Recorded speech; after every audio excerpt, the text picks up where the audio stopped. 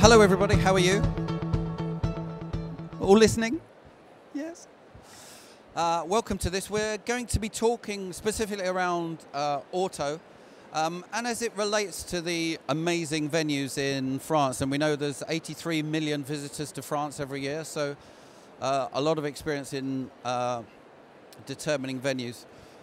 Christian, my good friend Christian, who we've both known each other and worked together, so we know each other very well. Hi, Christian. Hi, morning.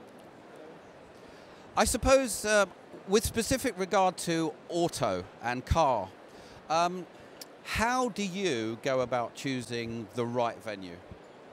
There are two aspects. On the one hand, for sure, we discussed together with the client which destination would fit to the brand message or to the product itself. Yeah. But honestly, also, this is off. It's off. Start again. Hello, This good morning. is Christian, my friend. Yes, So coming back to the question. How do you decide on a venue for a car launch or car activity? Yeah, in the first step, we discussed together with the client which destination would fit to the brand itself. That's for sure. So does it fit to the brand message? But on the other side, there are also logistical aspects for sure. So how to get the people there. And more and more, we see that also the political environment is getting more and more as a factor to influence where to go. Yeah. So, for example, in Turkey, it's very difficult to convince our, let's say, clients to go there. Yeah. Even though if it would maybe fit to a special certain car or a product. So really it starts with the brand. So it starts with the car that you're launching, how that fits with both the destination and the venue that you're choosing. Yeah, that's true. So you work backwards from the brand. Yes. And then we're in the land of amazing buildings and amazing architectural features. How do you event planners decide what buildings, specifically venues, fit with a car brand? When the decision was made to go to a certain destination, then we always need or looking for the support of some local partners like DMCs, and they get a really concrete briefing what could fit, and also sometimes we prepare a kind of mood board, to show what of kind of building we are thinking. Yeah. And therefore the same situation as in the very first beginning. It depends really on the product. For a Rolls-Royce you need a different building than for a Smart or for a Tesla. Yeah. Or the new BMW, for example. Which you're doing this week in London, in England. And then, so you mentioned when you're talking to DMCs, you talk about mood boards. Do you use that technique with venues or convention bureaus? To give them a full brief, to give them mood boards, to get them to think around what you need as a yes, that's brand. For sure. And I think also for the venues, it would be I think clever from their side also to ask for this kind of additional information. Yeah. Because sometimes they're really surprised and see, you talk about that car, and the more information you spread, the more it's in terms of success easier, and also in terms of satisfaction for the client. It's even best really to discuss these topics and to see really does it fit or not. And even though sometimes to say, no, sorry, we can't do that this time, but maybe next time. Yeah.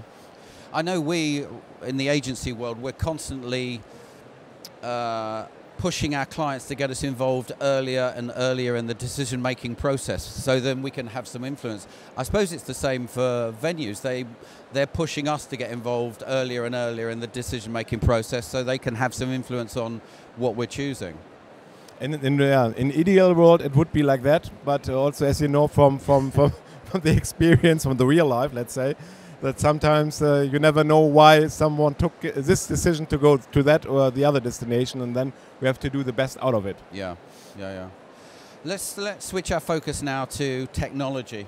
Okay. I know we in the industry are talking about technology all of the time. What's new? What do you think venues can do in terms of technology support for car and car launches? Yeah, sometimes it's so simple and so easy because we always are happy if the location or the venue could provide really a proper WLAN, internet connection. Yeah. So Yeah, it's yeah. really funny Yeah. because in our world, Good Wi-Fi. good Wi-Fi. Yes, That's that's what I'm right, looking for. Yeah. Because this is really surprising for us. You're staging an event, spending lots of money, and you invite journalists from all over the world, and the Wi-Fi does not work. For example, this is. Must be normally the topic, and it's horrible. It's very horrible. Yeah. And even though sometimes in terms of lights, for example, they have only the possibility to switch on, switch off. Yeah. So that's also sometimes very frustrating. Yeah. So I guess from my perspective, it would be worth to talk to some experts and also to ask them before the event, or you receive the request for those event, what else could you do in terms of technology to make your venue, let's say, more attractive compared to other venues? I think it's interesting, isn't it, that we talk about technology all the time and pushing the boundaries of what we can do with technology, but when it comes down to it, what clients want is Wi-Fi that works, free and all the time. They want some sort of ability to live stream or push content out, and they want everyone to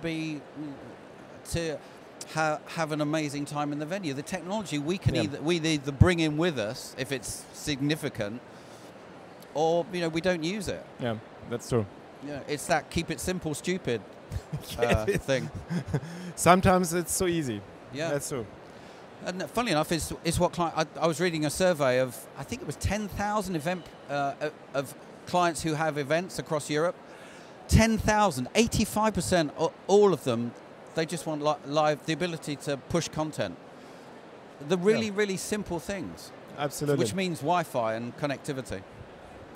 We're going back to an architectural question now. So, if you're working in an architecturally significant building, do you mind the limitations that brings? Because there are certain things you can and can't do. You can't cover certain things, or. Yeah, that's for sure. That's. Also in the first step, when we find a good venue, architectural highlight, let's say, it's always have also some difficulties, even though if you have in a design venue, then there are some restrictions in terms of branding, or even though you have really to figure out if the car really fits to this venue, because it shouldn't disturb the whole picture of the environment. Yeah. And as I said, it depends really on the brand. I suppose if you've chosen that venue because of its architectural significance, you want to enhance. You've chosen it for a reason. Absolutely. So you need to enhance that in the car, whatever the product launch or the. And the first step, it's all about attention. Let's say how to generate some buzz. If the architectural highlight helps or supports this product, then it's perfect, because we are always thinking in kind of pictures, press picture or the picture for the attendees, because it's all about what we try to do is to create a memory, and it should be always a positive memory, a story as well. Yeah, absolutely. Yeah, I suppose that's the thing about it. If you choose a architecturally significant building, you choose it for a reason. If you wanted a blank canvas, you'd go to another venue. Absolutely. You don't want to be covering up amazing architecture because you want a blank canvas. You choose another place. Absolutely, because also this experience we had also in the past that sometimes the marketing department decided to go to an extraordinary building, and then the other people from sales come in and say, "Oh, we can't do that. We have to." We have to projections and screens, with all the marketing messages. And no, don't do. We destroy the whole environment. But there's always the fight between marketing and sales. Yeah. I suppose it's interesting. I suppose it's there's lots of thoughts from venues and convention bureaus how they get chosen. Can we do something to our venue? And it's really, for me.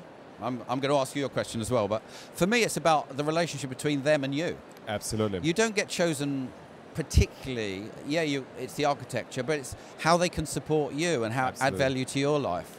Yeah, I think also this is a point many people really forget or do not have so in their mind. It's not only about the venue itself, it's really the support and the service because at the end, you know, we are one team, and as a one team we can be successful, or as one team we can also fail, and therefore it's. I didn't think failure was an option for a German.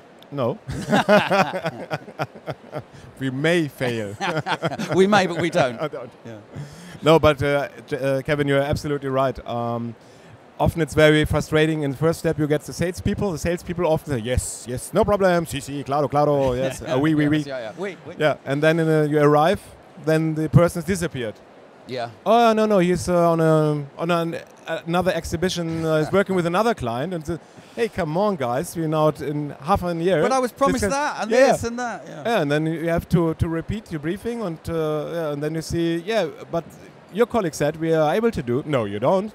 And this is sometimes very frustrating. So it's really, I would, if I can have a wish, really one-stop shopping. That means for me, one contact person, make a meeting, say what can you deliver, what not, and please do not overpromise, because that's always what we really hate. And always, if you have people saying yes, yes, yes, from me and my people, it's always okay. If they always say yes, there might be. Yeah, that's true. Yeah. I think in my experience, so I've seen a lot of venues, and I've seen a lot of convention bureaus, and I've seen amazing architecture across France, and everyone approaches it the same way. You know, you go to the venue, they walk around, they say, look, this is the room, it can do this many people, it's got this lighting, it's got that air conditioning, on, off, whatever. Everyone does the same thing. It's sometimes boring, yeah. No one says, do you know what, if you bring this event here, I will be with you 100% of the time. I will make sure this is the best event that has ever been delivered. I will help you do that. That's much better sales technique than trying to sell me a room, because I know what rooms look like. That's for sure.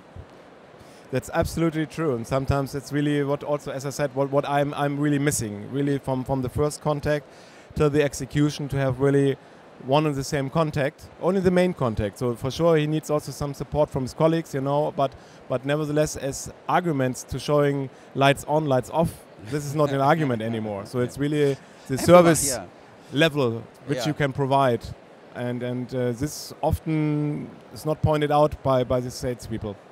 I say all the time to my guys when we're pitching for work, everyone can do the job. That's for sure. Yeah. Everyone can do the job. Yeah. You know, you're doing a job for BMW. I know GPJ are doing one at the same time. You know, you, them, me. It's how you add value to your client's life that decides whether you win or whether you lose. And that's the same for venues, whether you've got architecture or no architecture. It's about how you add value to the thing. Everyone can answer the brief. Absolutely. What else are you going to do? Yeah. And therefore, also I think this to point out this kind of added value, and also this USP, what you can deliver.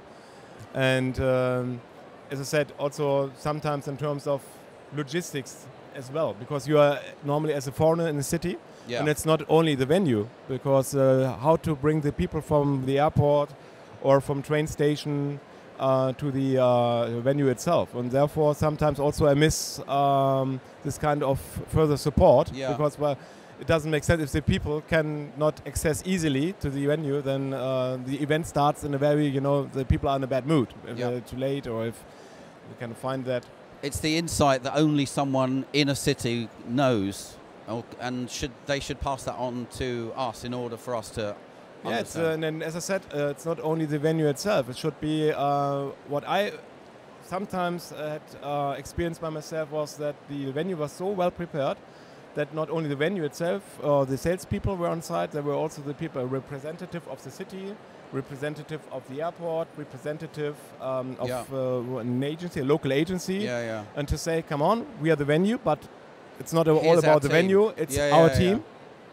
And I think this, if I can have a wish, that would be for me, in the ideal world, not to meet only the office or the location office itself, but also the infrastructure and the partners. So in your mind, it's not only the venue, it's the ecosystem that the venue can provide you with, that only someone in a venue working in a city would be able to give you. Yes. Yeah. That's for sure. That's a great insight. Thank you. So I suppose